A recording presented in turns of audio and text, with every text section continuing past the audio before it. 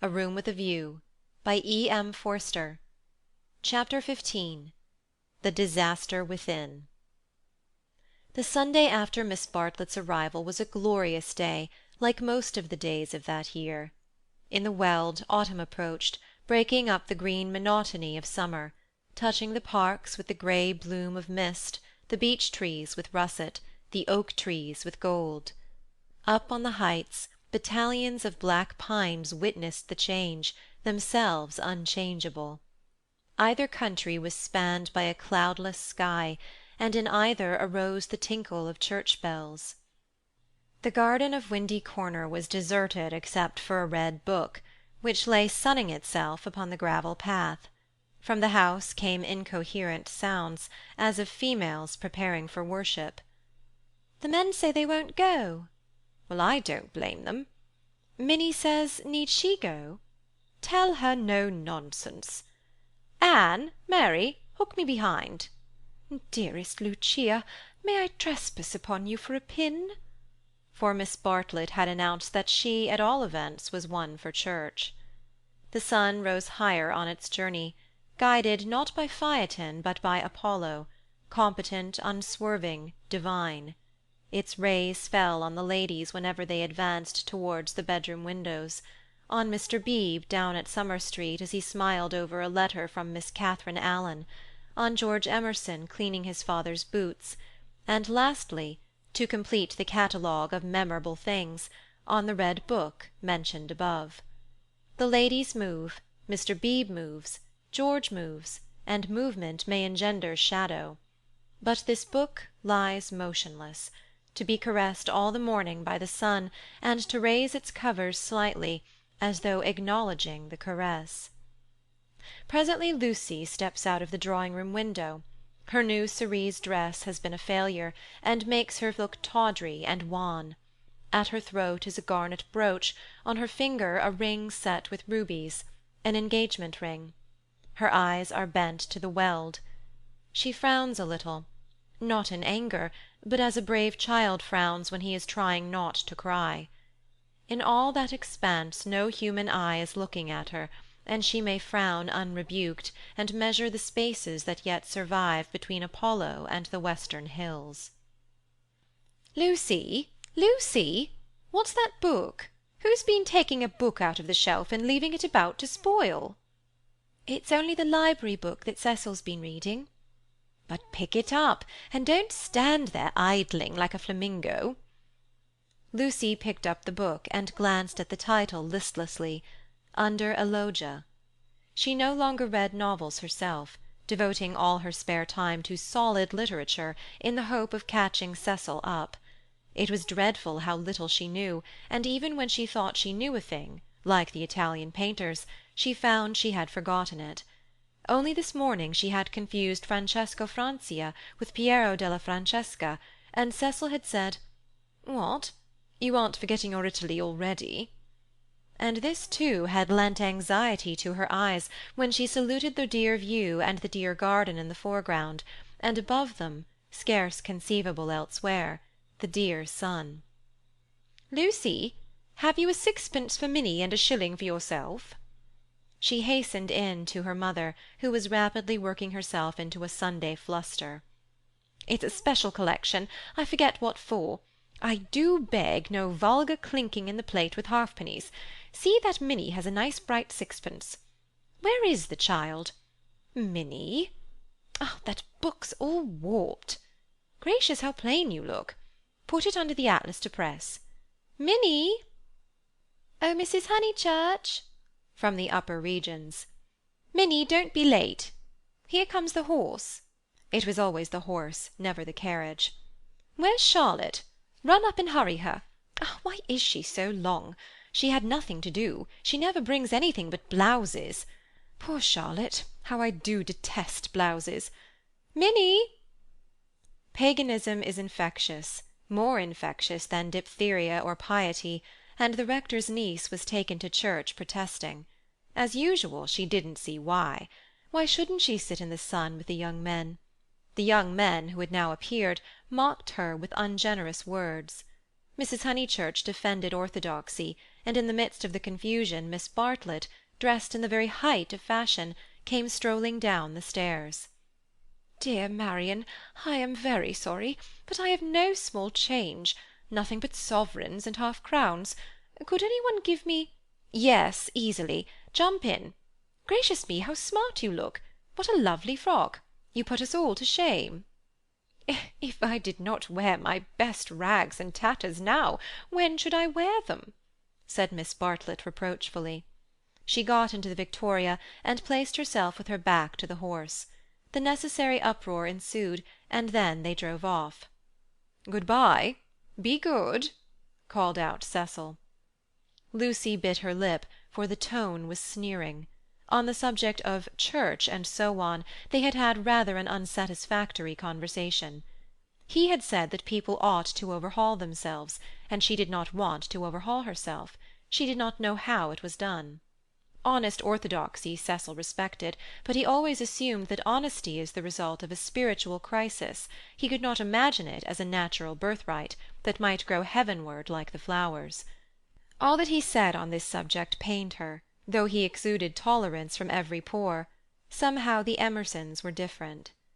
She saw the Emersons after church. There was a line of carriages down the road, and the Honeychurch vehicle happened to be opposite Cissy Villa. To save time, they walked over the green to it, and found father and son smoking in the garden. "Introduce me," said her mother, "unless the young man considers that he knows me already." He probably did, but Lucy ignored the sacred lake and introduced them formally. Old Mr. Emerson claimed her with much warmth, and said how glad he was that she was going to be married. She said yes, she was glad too, and then, as Miss Bartlett and Minnie were lingering behind with Mr. Beebe, she turned the conversation to a less disturbing topic, and asked him how he liked his new house. "Very much," he replied, but there was a note of offence in his voice. She had never known him offended before. He added, "We find, though, that the Miss Allens were coming, and that we have turned them out. Women mind such a thing. I am very much upset about it." "I believe that there was some misunderstanding," said Mrs. Honeychurch uneasily. "Our landlord was told that we should be a different type of person," said George, who seemed disposed to carry the matter further. "He thought we should be artistic. He is disappointed. And I wonder whether we ought to write to the Miss Allens and offer to give it up. What do you think?" He appealed to Lucy. "Oh, stop, now you have come," said Lucy lightly. She must avoid censuring Cecil, for it was on Cecil that the little episode turned, though his name was never mentioned. "So George says. He says that the Miss Allens must go to the wall. Yet it does seem so unkind." "There is only a certain amount of kindness in the world," said George, watching the sunlight flash on the panels of the passing carriages. "Yes," exclaimed Mrs. Honeychurch, "that's exactly what I say. Why all this twiddling and twaddling over the two Miss Allens?" "There is a certain amount of kindness, just as there is a certain amount of light," he continued in measured tones. "We cast a shadow on something whenever we stand, and it is no good moving from place to place to save things, because the shadow always follows.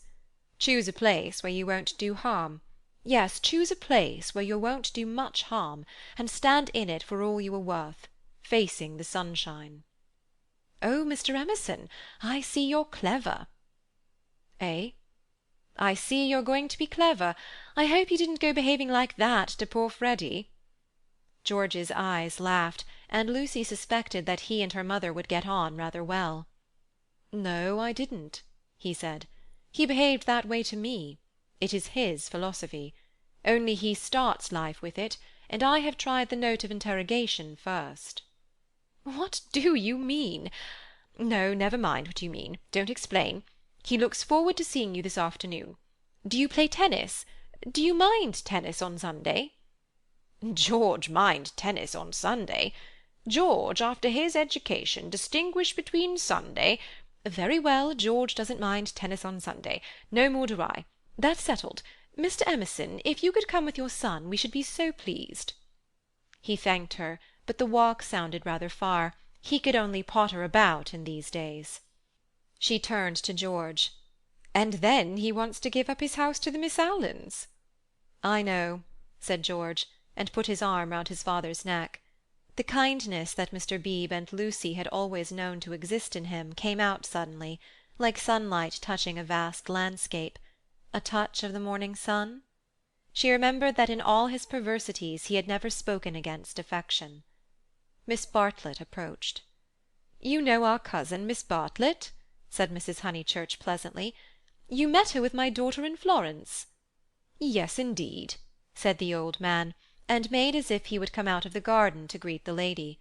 Miss Bartlett promptly got into the victoria. Thus entrenched, she emitted a formal bow. It was the Pension Bertolini again, the dining-table with the decanters of water and wine. It was the old, old battle of the room with the view. George did not respond to the bow. Like any boy, he blushed and was ashamed. He knew that the chaperon remembered. He said, I'll come up to the tennis if I can manage it," and went into the house. Perhaps anything that he did would have pleased Lucy, but his awkwardness went straight to her heart. Men were not gods after all, but as human and as clumsy as girls. Even men might suffer from unexplained desires and need help. To one of her upbringing and of her destination, the weakness of men was a truth unfamiliar, but she had surmised it at Florence, when George threw her photographs into the river Arno. "George, don't go," cried his father, who thought it a great treat for people if his son would talk to them. "George has been in such good spirits to-day, and I am sure he will end by coming up this afternoon." Lucy caught her cousin's eye. Something in its mute appeal made her reckless. "Yes," she said, raising her voice, "I do hope he will." Then she went to the carriage and murmured, "The old man hasn't been told. I knew it was all right." Mrs. Honeychurch followed her, and they drove away. Satisfactory that Mr. Emerson had not been told of the Florence escapade, yet Lucy's spirits should not have leapt up as if she had sighted the ramparts of heaven. Satisfactory, yet surely she greeted it with disproportionate joy. All the way home the horse's hoofs sang a tune to her. "He has not told, he has not told." Her brain expanded the melody. "He has not told his father, to whom he tells all things. It was not an exploit. He did not laugh at me when I had gone." She raised her hand to her cheek. "He does not love me. No, how terrible if he did. But he has not told. He will not tell." She longed to shout the words. "It is all right. It's a secret between us two forever. Cecil will never hear." She was even glad that Miss Bartlett had made her promise secrecy, that last dark evening at Florence, when they had knelt packing in his room. The secret, big or little, was guarded. Only 3 English people knew of it in the world.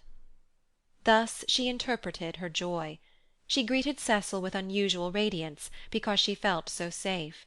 As he helped her out of the carriage, she said, "The Emersons have been so nice. George Emerson has improved enormously." "Oh, how are my protégés?" asked Cecil, who took no real interest in them, and had long since forgotten his resolution to bring them to Windy Corner for educational purposes. "Protégés!" she exclaimed with some warmth. For the only relationship which Cecil conceived was feudal, that of protector and protected. He had no glimpse of the comradeship after which the girl's soul yearned. "You shall see for yourself how your protégés are. George Emerson is coming up this afternoon. He is a most interesting man to talk to. Only don't—" she nearly said, "don't protect him." But the bell was ringing for lunch, and as often happens, Cecil had paid no great attention to her remarks. Charm, not argument, was to be her forte. Lunch was a cheerful meal. Generally Lucy was depressed at meals. Someone had to be soothed, either Cecil or Miss Bartlett, or a being not visible to the mortal eye, a being who whispered to her soul, "It will not last, this cheerfulness. In January you must go to London to entertain the grandchildren of celebrated men." But today she felt she had received a guarantee. Her mother would always sit there, her brother here. The sun, though it had moved a little since the morning, would never be hidden behind the western hills. After luncheon they asked her to play. She had seen Gluck's Armide that year, and played from memory the music of the enchanted garden, the music to which Renaud approaches, beneath the light of an eternal dawn, the music that never gains, never wanes, but ripples for ever like the tideless seas of fairyland. Such music is not for the piano, and her audience began to get restive, and Cecil, sharing the discontent, called out, "Now play us the other garden, the one in Parsifal." She closed the instrument. "Not very dutiful," said her mother's voice. Fearing that she had offended Cecil, she turned quickly round. There George was. He had crept in without interrupting her. "Oh, I had no idea!" she exclaimed, getting very red, and then, without a word of greeting, she reopened the piano. Cecil should have the Parsifal, and anything else that he liked. "Our performer has changed her mind," said Miss Bartlett, perhaps implying, "She will play the music to Mr. Emerson." Lucy did not know what to do, nor even what she wanted to do. She played a few bars of the Flower Maiden song very badly, and then she stopped. "I vote tennis," said Freddy, disgusted at the scrappy entertainment. "Yes, so do I." Once more she closed the unfortunate piano. "I vote you have a men's four." "All right." "Not for me, thank you," said Cecil. "I will not spoil the set." He never realized that it may be an act of kindness in a bad player to make up a fourth. "Oh, come along, Cecil. I'm bad, Floyd's rotten, and so I dare say is Emerson." George corrected him. "I am not bad." One looked down one's nose at this. "Then certainly I won't play," said Cecil, while Miss Bartlett, under the impression that she was snubbing George, added, "I agree with you, Mr. Vyse. You had much better not play, much better not." Minnie, rushing in where Cecil feared to tread, announced that she would play. "I shall miss every ball anyway, so what does it matter?" But Sunday intervened, and stamped heavily upon the kind suggestion. "Then it will have to be Lucy," said Mrs. Honeychurch. "You must fall back on Lucy. There is no other way out of it. Lucy, go and change your frock." Lucy's Sabbath was generally of this amphibious nature. She kept it without hypocrisy in the morning, and broke it without reluctance in the afternoon. As she changed her frock, she wondered whether Cecil was sneering at her. Really, she must overhaul herself and settle everything up before she married him. Mr. Floyd was her partner. She liked music, but how much better tennis seemed. How much better to run about in comfortable clothes than to sit at the piano and feel girt under the arms. Once more music appeared to her the employment of a child. George served, and surprised her by his anxiety to win. She remembered how he had sighed among the tombs at Santa Croce because things wouldn't fit, how after the death of that obscure Italian he had leant over the parapet by the Arno and said to her, "I shall want to live, I tell you." He wanted to live now, to win at tennis, to stand for all he was worth in the sun which had begun to decline and was shining in her eyes. And he did win. Ah, how beautiful the Weald looked! The hills stood out above its radiance, as Fiesole stands above the Tuscan plain, and the South Downs, if one chose, were the mountains of Carrara. She might be forgetting her Italy, but she was noticing more things in her England. One could play a new game with the view, and try to find in its innumerable folds some town or village that would do for Florence. Ah, how beautiful the Weald looked! But now Cecil claimed her. He chanced to be in a lucid, critical mood, and would not sympathize with exaltation. He had been rather a nuisance all through the tennis, for the novel that he was reading was so bad that he was obliged to read it aloud to others. He would stroll round the precincts of the court and call out, "I say, listen to this, Lucy. 3 split infinitives." "Dreadful," said Lucy, and missed her stroke. When they had finished their set, he still went on reading. There was some murder scene, and really everyone must listen to it. Freddy and Mr. Floyd were obliged to hunt for a lost ball in the laurels, but the other two acquiesced. "The scene is laid in Florence." "What fun, Cecil! Read away. Come, Mr. Emerson, sit down after all your energy." She had "forgiven George," as she put it, and she made a point of being pleasant to him. He jumped over the net and sat down at her feet, asking, "You? And are you tired?" "Of course I'm not." "Do you mind being beaten?" She was going to answer "no," when it struck her that she did mind, so she answered "yes." She added merrily, "I don't see you're such a splendid player, though. The light was behind you, and it was in my eyes." "I never said I was." "Why, you did." "You didn't attend." "You said—oh, don't go in for accuracy at this house. We all exaggerate, and we get very angry with people who don't." "The scene is laid in Florence," repeated Cecil, with an upward note. Lucy recollected herself. "Sunset. Leonora was speeding—" Lucy interrupted. "Leonora? Is Leonora the heroine? Who's the book by?"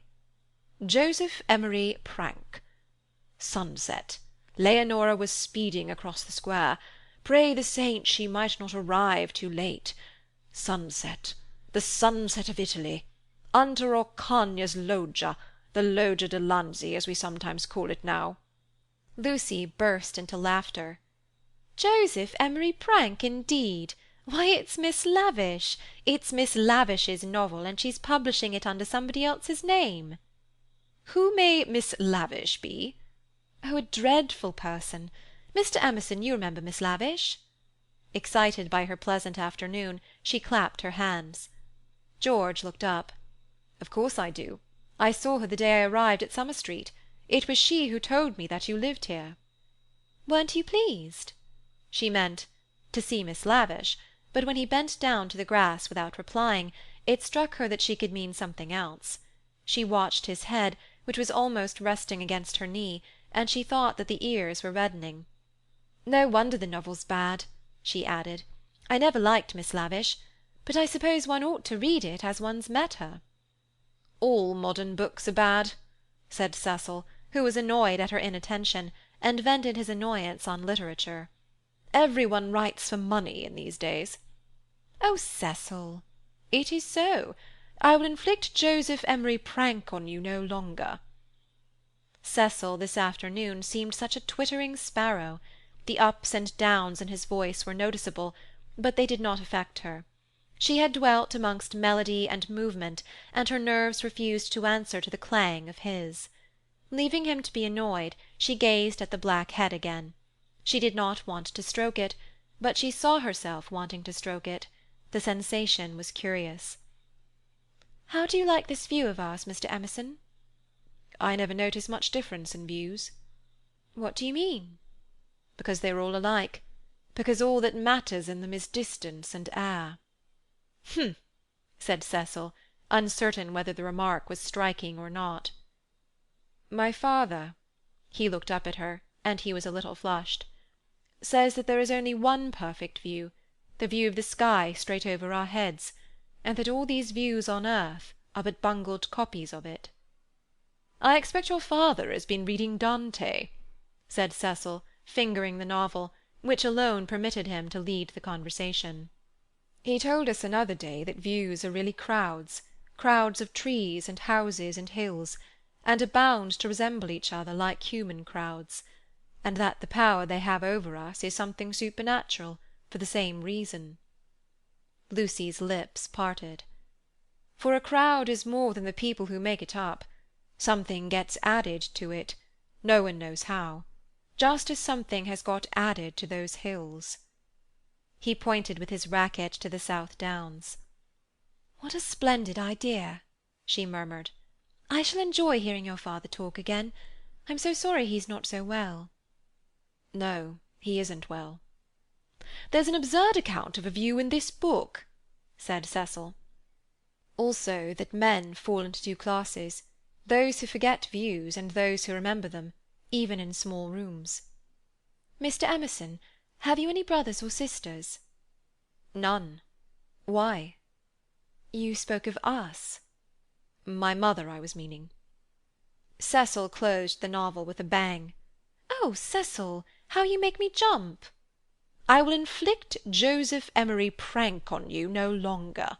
I can just remember us all three going into the country for the day, and seeing as far as Hindhead. It is the first thing that I remember." Cecil got up. The man was ill-bred. He hadn't put on his coat after tennis. He didn't do.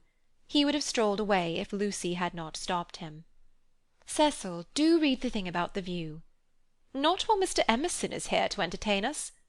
"No, read away. I think nothing's funnier than to hear silly things read out loud. If Mr. Emerson thinks us frivolous, he can go." This struck Cecil as subtle, and pleased him.